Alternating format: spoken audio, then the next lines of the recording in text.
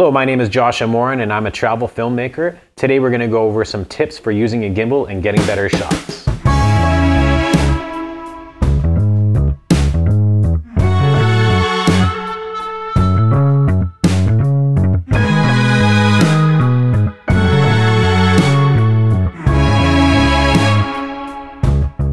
Now before we get into the tips, I've had viewers message me asking me to post more content on YouTube. That's something that I definitely want to improve on in the next couple months. I have a bunch of different videos that I have planned, but since I'm usually out on shoots, if you do want to follow along, I'm on Instagram, and on there I post a lot of behind the scenes clips, as well as lots of different videos, and I also answer a lot of direct messages for questions and these type of things. So if you do want to reach out, follow me there. I'll post something in the description. So the first tip involves gimbal shake.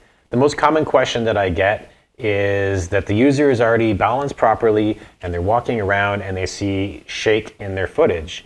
So the first thing that I would do is add IS to your setup if you don't already have it. Use a camera with IS or use a lens that has IS. It will help the wobble and the shake. So the other reason why there's sometimes camera shake even though you're set up properly is because people aren't thinking about their arms as an extension of the gimbal. You can think of it like taking an egg on a spoon. It's a little bit silly, but as you're walking around, the motion of you moving up and down and side to side, you compensate with your arm to keep that egg on the spoon, and the gimbal is exactly the same way. Maybe a better analogy is having a cup of coffee that's full and you just hopped into a car. As you're moving around, you don't want any of the liquid to fall out. So what you're doing is you're taking your arms and you're trying to compensate for all the movements that are happening around you in the car and yourself, and you're trying to keep the cup centered in the same spot so that nothing falls out. You should treat the gimbal exactly the same way. So hopefully that clears up a lot of the questions about camera shake. Just thinking of it as a cup of coffee or an egg and spoon, same thing with a gimbal. Tip number 2 also involves camera shake. It's how do you test to see if your setup is too heavy for your gimbal. Basically, I found the best way to do this is to set your camera up properly by making sure that it's calibrated and balanced properly. And you put it into, I think it's called people are calling this flashlight mode.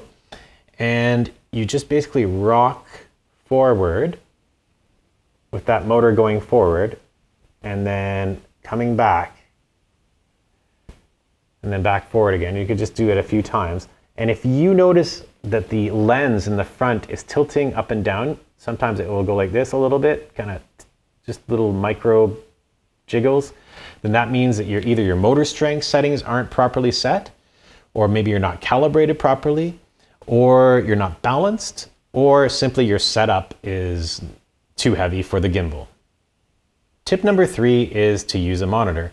I know it sounds a little bit silly because it's pretty obvious that using a monitor is a good thing, but in run and gun situations, it's pretty difficult sometimes to set it up. You have to hang it off your gimbal. You have an extra plug that's dangling around, and just even getting your gimbal out really quickly and setting it up with a monitor, it takes more time.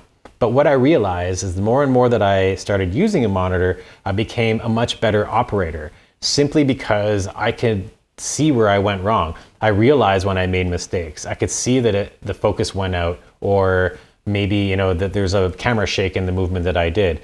And because of that, I became a much better operator. So I would highly recommend mounting a monitor to your gimbal and being, and allowing yourself to be able to see all of your mistakes and therefore become a better operator in the end. One of the first problems that I had initially when I mounted the monitor is that I found that I always needed 2 hands in order to swivel it, or when I went into inverted mode, I'd have to flip it the other way. So I was trying to come up with a solution that would allow me to do that with 1 hand. What I found is using this here. It's called the Ultrapod. It's a tripod. Basically it has a Velcro strap. And I just tied that around the gimbal and I cut the legs off. But the beauty of this tripod is that it clicks and it's still tight, and you can just go up and down. So if I ever go into inverted mode, I basically just have to flip it up and I'm ready to go. I found that the easiest way to mount a monitor on a pistol grip gimbal, and I'll put a link in the description to the Ultrapod. So the next tip has to do with using a monitor. What I've been doing a lot on shoots lately is I've been using the monitor as my full frame view of the sensor so I can compose the whole shot. And then on the camera, what I've been doing is I'll hit record and then I'll hit punch in focus. And then I have a secondary view. So on the camera, I can see whether or not my subject's in focus the whole time. And then on the monitor itself, I have the full composition and I'm all framed up. So I'll just check the monitor to see my framing, and then I'll check very quickly up to see if my subject's in focus. The last tip that I wanted to talk about is something that I didn't bring up in one of my earlier videos. I gave out a set of stabilizer settings and sensitivities for the stabilizer. This is for the Zhiyun Crane. And what I didn't mention is that those settings were for a wide focal length. So maybe like 16 to 35, maybe 16 to 28 focal length. But if you're gonna use something like a 70mm or an 85 or maybe even a 105 or higher, the settings should be different. They should be a lot more sensitive because you're on a longer focal length, you don't want it to move as quickly because it's so far away or it's framed up so far away that it appears to move quicker. So you want your sensitivity to be a lot more sensitive. So I have new settings for an 85mm focal length, and I'll put them in the description below. So the last thing I want to do is give a big shout out to Aperture Lighting. They sent me a few of their LED panels, and I'm really impressed. The output and the size for somebody like me who's a travel filmmaker who's moving around a lot and sometimes does interview setups. Yeah, they're really portable and they're really powerful, and they fit in like these little tiny bags. It's crazy. I'll show you before and after. And this is after. And that was a one light setup with a bounce with a light that can fit inside of this tiny bag.